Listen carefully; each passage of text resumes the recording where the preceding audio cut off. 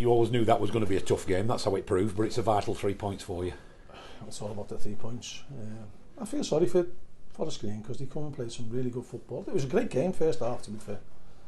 Both teams were trying to open each other up. They were trying to play football, passing it, making chances, getting balls in the box. Maybe not as many chances as we'd want. And then they did a really good counter on us because we've had 2 really good shots, that 2 great blocks, and the lads finished it well. And then I've been down there long enough to know that when you're at the bottom, things don't go for you. And they had the double whammy of the sending off, and then we scored for a free kick, which is it's like a dagger in the chest, and it's difficult to recover from.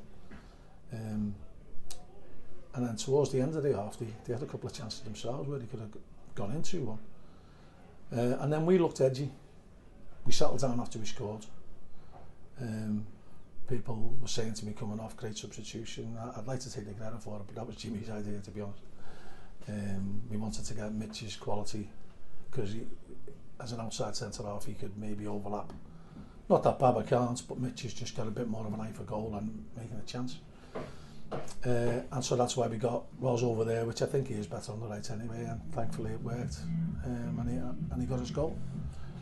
And then after that we had a lot of possession and the crowd got a little bit anxious, but you win in 2-1 and it's the best way of keeping them at arm's length. And I've got to say we did keep them at arm's length really well.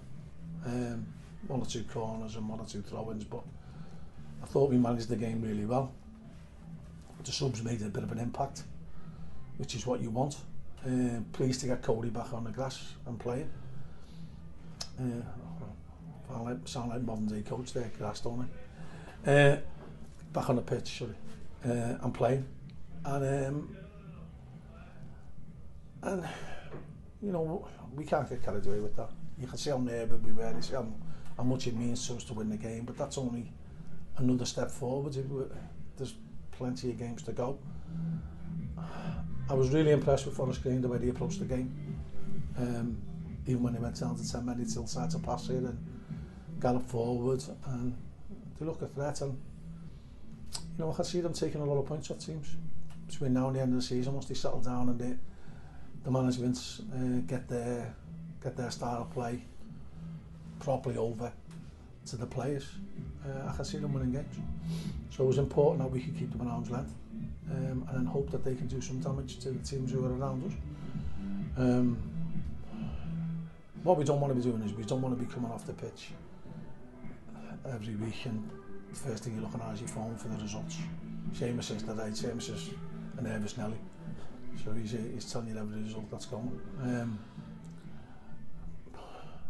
We've got to, it's in our own hands. We've got to keep it in our own hands, and the only people who can keep it in our own hands is us. So, you know, we've got to fight for every point that's available. A boost to be out of the bottom 4 as well, isn't it? Because it's never where you want to be. That's so always a boost. You're out of that, and you look at the table tomorrow morning in the Sunday paper, and you think, well, actually, yeah, you know. Well, it's a confidence thing as well.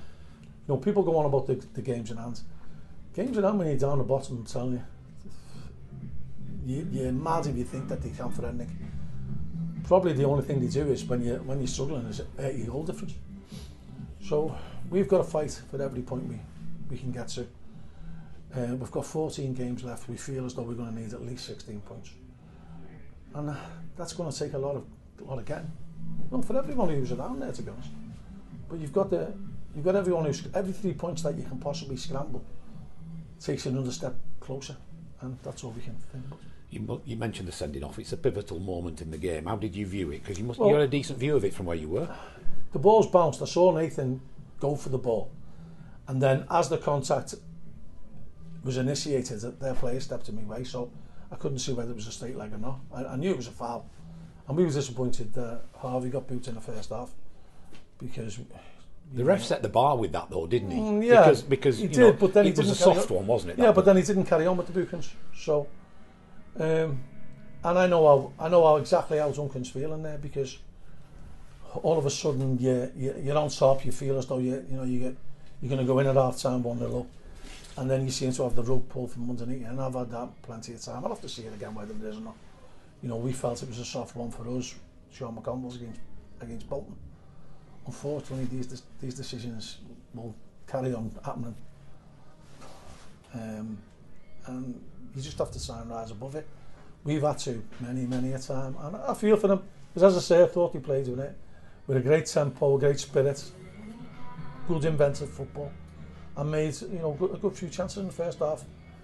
And I think they deserved to lead at half time, so I think they were hard done by us going in level. And then obviously we've got the man advantage, which we did make the most of.